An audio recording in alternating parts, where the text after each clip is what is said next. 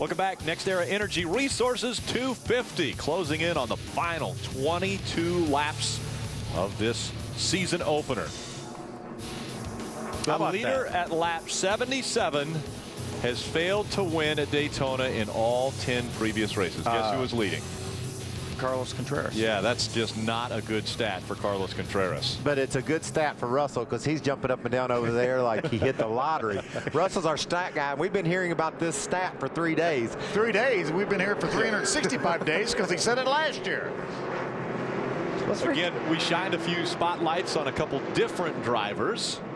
Here is a recap of where they are running, or maybe not even on the racetrack. I'll tell you, my guy, I like my guy's chances. Nelson BK Jr. has done a terrific job this race. As has Brett Butler. We got a couple of 24-year-olds that are just very competitive and doing a great job getting their legs under them and learning about what it takes to be competitive at Daytona. So it's fun to shine your light on someone and see them race all night long and follow their progress. How about this front row on the restart? We have Carlos Contreras on the inside, the 00, and Donnie Neuenberger, who made a 180-mile-an-hour dash down pit road a few laps ago. And right behind him, Todd Bodine. They probably haven't done this too many times. They probably have not led the field to the green flag. It's out in the air, and we're back to racing. Again, you can't pass until you cross the start-finish line, and right now Donnie Neuenberger is dropping back. Here comes Jason White on the outside. He will lead as they go into turn number 1. Going to bring Max Pappas with him. Todd Bodine lined up right behind Max. Here's Johnny Benson in the 95 truck. Here comes Timothy Peters in the 17. Field getting through turn number 2. Down the back stretch they go. Mario Goslin was checked and released at the infield care center. Max is going for the lead with help from his teammate. Don't push him, Todd. Oh, he's oh so close. Max Pappas out in front of the field. Now Todd Bodine goes to the high side of the racetrack. And Johnny Benson's going to look under him. We'll see if he tries to make the pass. He does. Here comes Johnny Benson, and a big run for Dennis Setzer behind him. Those trucks, Benson got loose down there, Phil. Couldn't hold it and drifted up the track, opened the door, but he was able to get back to the back bumper of Todd Bodine and stay in second place. That's where these 650 horsepower engines, they're able to recover so much better than a Sprint Cup car or a Nationwide car with all that horsepower. You know, this race is typically, we've seen guys just run around that yellow line and stay in line and deal with each other at the end. That's not been the case tonight. And again, that yellow truck, not even in your sight. Matt Crafton has dropped back. He doesn't want to be a part of any two-row racing until we get to about 10 laps to go. I mentioned Mario Goslin out of the infield care center. He's standing by with Krista. And Rick, he is okay even after that hard hit. I know your sponsor is Tire Monkey, but it looked like your truck was getting a little squirrely there right before that hit. What happened? Yeah, it's a shame. We had a fast truck. We lost third gear early, but we need all them fans out there that need tires for their cars and trucks to go to TireMonkey.com and buy some tires, because we're going to need some money to fix this truck. But no, it's a shame. We had a fast truck. We lost third gear early, and that kind of messed us up. But you know, I was trying to make something happen on the outside there, and you know, trying to side draft a little bit, and just the air kind of got me out of shape a little bit into the truck below me. And once we touched, you know, it just turned me, and just trying to make something happen on the outside. Nobody wanted to go with me, so I was trying to do it all on my own. But my TireMonkey.com, you know, Chevrolet Silverado was awesome. You know, we'd have probably finished top 5 pretty easy there, but it's pretty torn up now, so we need to sell some tires so we can fix it. All right, thanks, Mario. Look who's leading. Dennis Setzer in front of the field at Daytona. How about that? Another guy that was here in 2000, Phil. Been here for many years racing this truck. Every one of them, right? Every one of them. One of 4. Oh, Wiggles goes below the yellow line. Now, he can do that. He didn't improve his position, obviously. Push down there. That's what happened. And here comes Todd Bodine on the high side. He gets in front of the 60. Oh, tire smoke on David Starr's number 81.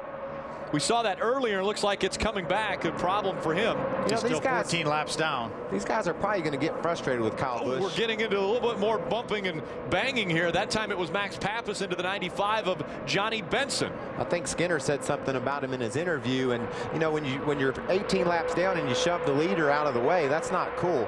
These guys are trying to win a race. He needs to pull over and get out of the way.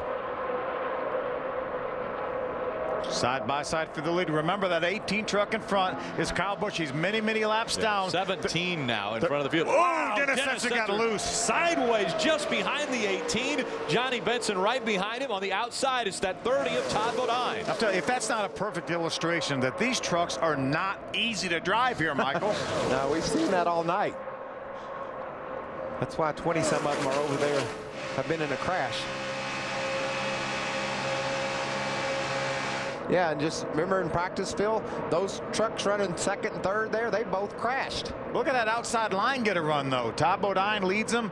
Stacy Compton, the 60, and Timothy Peters propelled Todd right by Kyle Busch. Toyota Tundra's lining up. They've got the outside line pretty much dominated.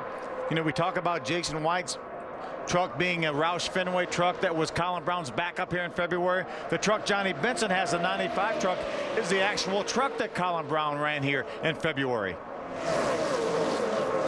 Todd Bodine back in front. We have seen this so many times. Bodine leading at Daytona. Just behind him, Stacy Compton. We've got to slip away for one more break before we see the checkered flag at Daytona.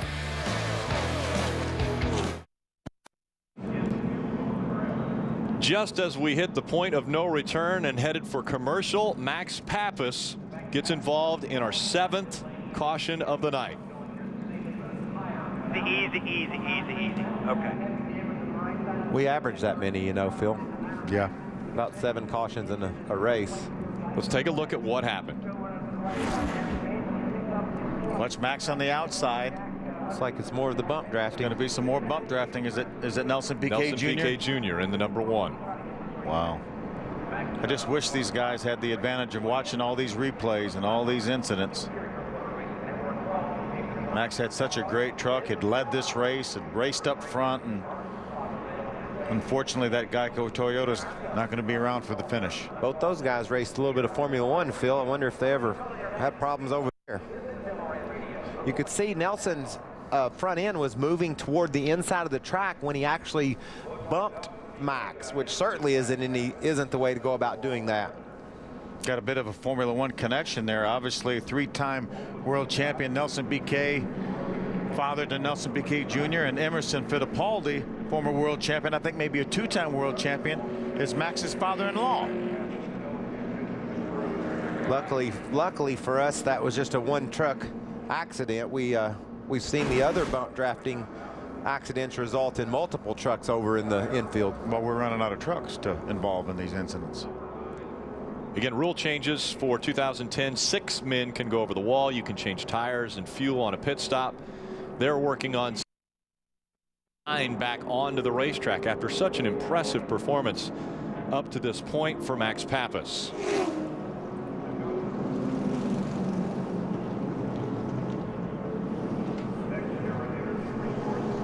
The field dwindling in the Camping World Truck Series first event. We're down to 16 trucks on the lead lap right now. We had the trend started on lap 1, Rick. Yeah, 2 big wrecks, and this one was the first as they're entering turn number 3. This is the only one that didn't have anything to do with bump drafting. Austin Dillon gets a little bit squirrely, takes Johnny Sauter up into the outside wall. Kyle Busch gets a pretty good piece of it. Spends about 18 or 20 laps behind pit wall. You have 9 trucks involved in that first one, as well as the second one. Here's the bump drafting by Ricky Carmichael in the 4. And that just shows you how little of a hit can cause such a big mess. Hornaday, Elliott Sadler involved in this one. Eric Almirola, who, by the way, is still on the lead lap. And then Max Pappas involved in our 7th caution. A lot of damage to the right front. There's damage to the rear of that truck, and it looks as though they'll push it behind the wall to do some more work. Yeah. We're gonna have to. These guys are gonna have to do a lot of work so they quickly. How are we gonna get to Atlanta? I'm worried about getting everybody repaired to get over there. Yeah. Let's see if we can chat with our pole sitter, Jason Austin White. Dillon coming back out on the track. Hey, Jason White, Phil Parsons up in his speed booth. You have a copy? I got you, Phil. You've had that thing up front this entire race. You're running 6 right now, Jason. The laps are dwindling. Do you know what you need to do to get by those Toyotas up there? Man, they're teaming up on me, but I think I got the truck to beat. I think we just got to put ourselves in the right position here, and I think we can do it. Tell you, Jason, those trucks look like they are a handful out there. We see them jumping around, going through the bumps, and the bump drafting today has not worked at all. Yeah, they are a handful, this new shock package, but man, the team has given me, the Scumberger.com Ford, the team's given me a great truck, and we'll see how it plays out here. We'll see if we got something for them. All right, buddy, you've had a great run so far. Finish it off. Thanks, Phil. I guarantee you there's a whole restaurant full of people over in Cornelius, North Carolina. They're at Red Rocks that are cheering for Jason. They all gather there and support Jason. Everybody's a big fan of White because he's such a good dude, and he's got a lot of fans watching.